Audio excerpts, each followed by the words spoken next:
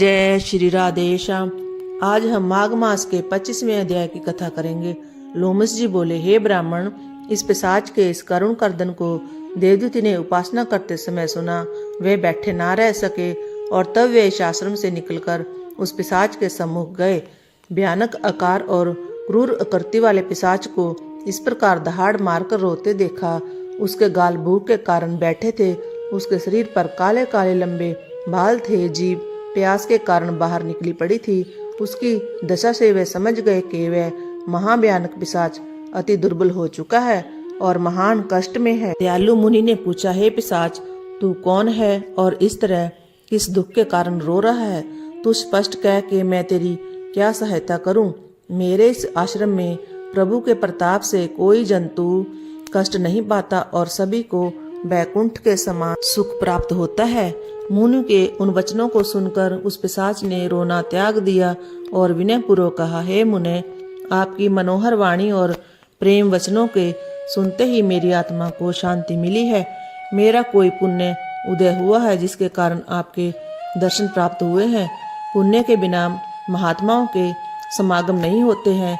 ऐसा कह उसने अपना संपूर्ण वृत्तांत सुनाते हुए कहा, हे मुने, अंत समय जिनका नाम मात्र लेने से प्राणी को बैकुंठ की प्राप्ति होती है, उन भगवान विष्णु का मैंने मूर्खतावश अनादर किया था, का फल पा रहा हूँ।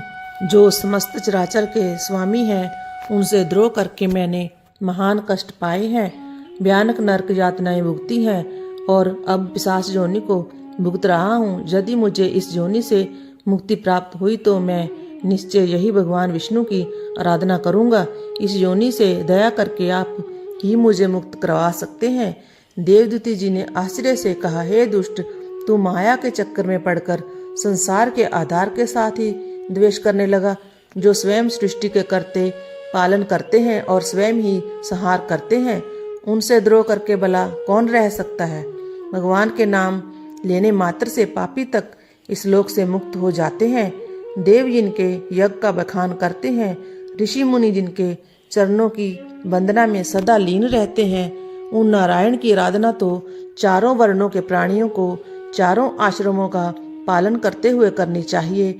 वेदोक्त धर्म शाश्वत है, वह सदैव जीवित रहता है। इस सनातन धर्म का पालन करने वाले प्राणी कभी दुखी नहीं रहते। जो असत्य का आश्रय लेकर धर्म के प्रतिकूल आचरण करते हैं, निश्चय ही कष्ट पाते हैं। अपना हित चाहने वाले प्राणी को कभी विष्णु और शंकर में भेद नहीं समझना चाहिए। वह दोनों समान है और उनमें से किसी का भी द्रोह दूसरे को कभी सहन नहीं है। हे राजन, निश्चय ही विष्णु भगवान से द्रोह करने पर तुमको उचित दंड प्राप्त हुआ है। जहाँ तक अब तुम्हारी मुक्ति का प्रश्न है, उसका उपाय मैं तुमको बताता हूँ, उसे ध्यान पूर्वक सुनो। देवदूती बोले, हे भद्र, माघ मास प्रारंभ होने से पहले ही तुम तीर्थराज प्रयाग चले जाना। शास्त्रों का कथन है कि वहाँ संगम के जल में माघ स्नान करने से प्राणी के समस्त पाप उसी प्रकार नष्ट हो जाते हैं जिस प्रकार सूर्य की किरणों के द्वारा अंधकार का नाश हो जाता है। वहाँ स्नान करने से पूर्व जन्मों के पाप भी नष्ट हो जाते हैं। माघ स्नान का फल अद्वितीय है और उस पर तीर्थराज प्रयाग के संगम जल में माघ स्नान करने के फल का वर्णन करना बड़ा कठिन है। संक्षेप में इतना समझ लो कि संसार का ऐसा कोई पाप नहीं है जो उसके द्वारा नष्ट ना हो सके।